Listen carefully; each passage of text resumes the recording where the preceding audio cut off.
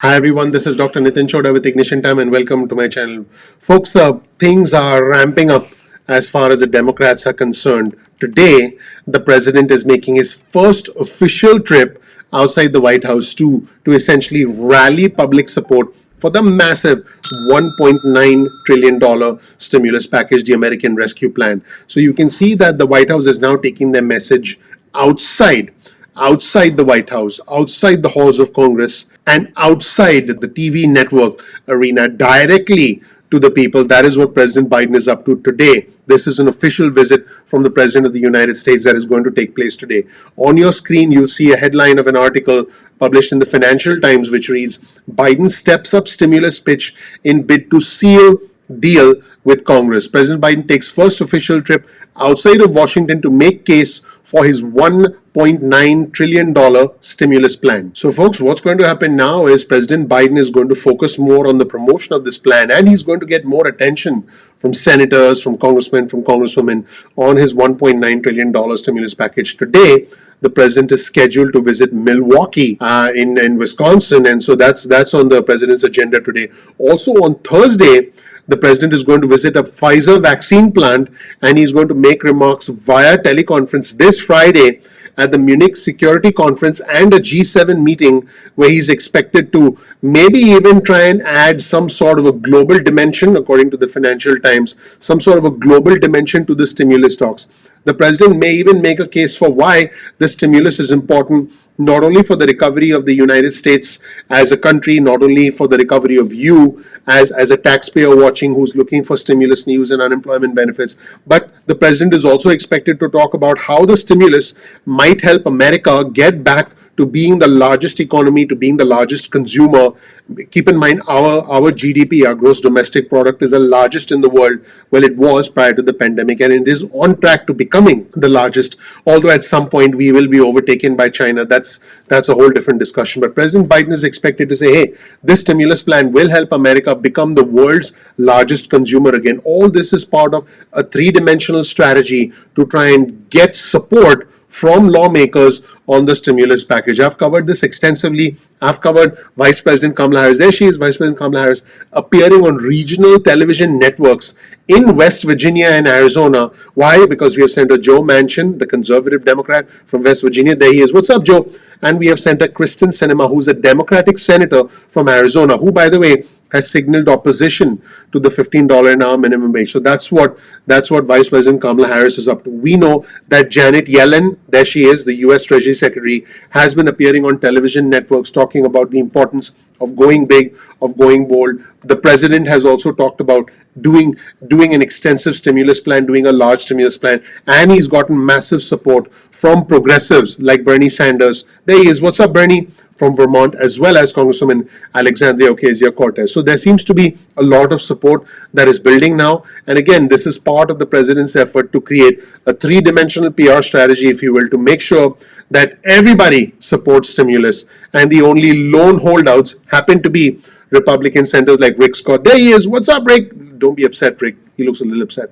As well as Senator Rand Paul from Kentucky. There he is. What's up, Rand? I can never keep track of what Rand is up to because Rand says some rather interesting things. So basically, the idea for the president is to create pressure regionally, create pressure locally, which is why the Milwaukee, Wisconsin trip is going to happen today, and to create pressure internationally for the $1.9 trillion stimulus package. According to the Financial Times, President Biden will, I quote, stress the importance of all industrialized countries maintaining economic support for the recovery. So President Biden is going to say, hey, everybody should give stimulus to their citizens, not just the United States. And President Biden is also going to address, I quote, the need to make investments to strengthen our collaborative competitiveness and the importance of updating global rules to tackle economic challenges such as those posed by China. Wow. Folks, I'll just break this down for you. President Biden is going to tell the G7 members, the developed countries, to say, hey, we need to be coordinated in our response. And by the way, if you remember, U.S. Treasury Secretary Janet Yellen has also said that she's not concerned about negative interest rates, she's not concerned about inflation, as long as that is done in coordination with other countries. So President Biden is expected to essentially assume an international leadership role and tell countries that, hey, we should be coordinated in controlling our interest rates, providing stimulus to our citizens so that we can be competitive with fiscal enemies, with financial enemies like China. That is a rather interesting three-dimensional chess move, if you will. I've talked about the chess move right here. You'll see the chessboard.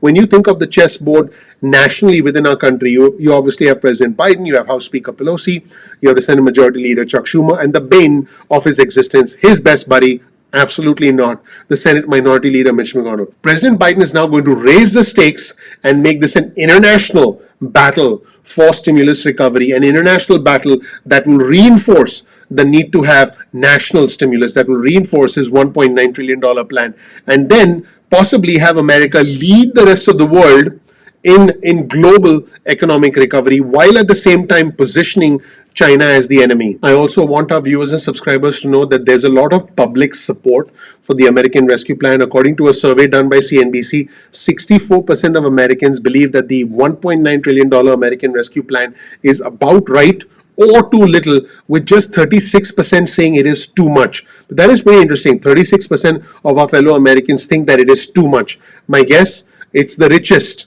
amongst us. And the final factor, which is super important, is that the impeachment trial of former President Trump is now in the rearview mirror. Now, obviously, the former president was acquitted, but the key part is this trial is now in the rearview mirror, which will allow senators to focus on the $1.9 trillion package, and which will allow the Biden team to hopefully persuade them to get them on the side of the $1.9 trillion stimulus. Here's a quote from Megan Pennington, who's a former Democratic Senate aide, who's now a managing director at Hamilton Place Strategies, which is a consultancy. And by the way, this is from the Financial Times article, so I'll provide you with a link to the Financial Times article below. Megan says the Democrats will now focus entirely on passing Biden's relief package, and the key question will now be how to meet Senator Manchin's requirement that it's a bipartisan bill. There's a good chance that the Republicans who voted to convict Trump, this is important, will play an important role in whatever final agreement comes together, perhaps offering their support for changes like dropping the minimum wage hike. This is interesting.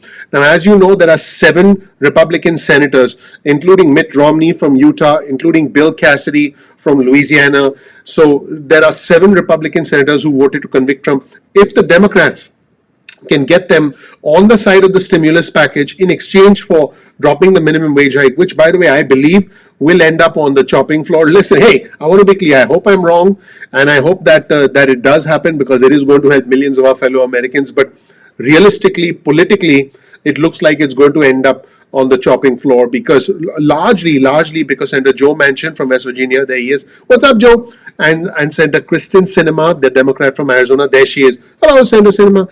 They've indicated that they are not interested in the $15 now, and they've indicated it's not necessary. But from a political standpoint, remember, politics is about timing and politics is about opportunity. From a political standpoint, if the Democrats can get these Republican senators who've essentially gone against their party to vote for the conviction of former President Trump, if they can get them on their side as far as stimulus is concerned, it might be the wedge that the Democrats look to use to further divide the Republican Party and get Republicans on their side in an effort to pass what is a popular stimulus, which actually puts the Democrats in the driver's seat at the moment. And finally, I have mentioned this before, once the $1.9 trillion American Rescue Plan is done, the next step for the Biden team is going to be the Build Back Better agenda, which is entirely focused on infrastructure. And they're going to do that in a bipartisan way, because infrastructure is something that even Republicans can get behind. The Trump administration tried to do infrastructure, but they never got around to it. So this could be an interesting double whammy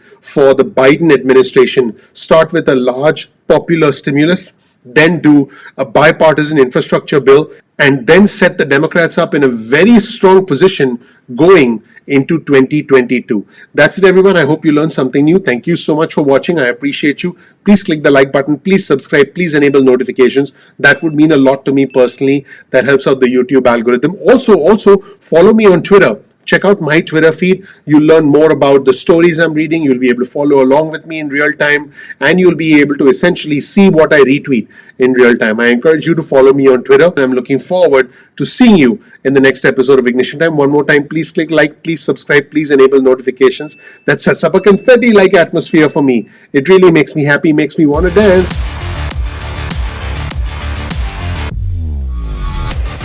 There you go. That's it. Thank you, everybody. I'm looking forward to seeing you in the next episode of Ignition Time. Take care. Bye.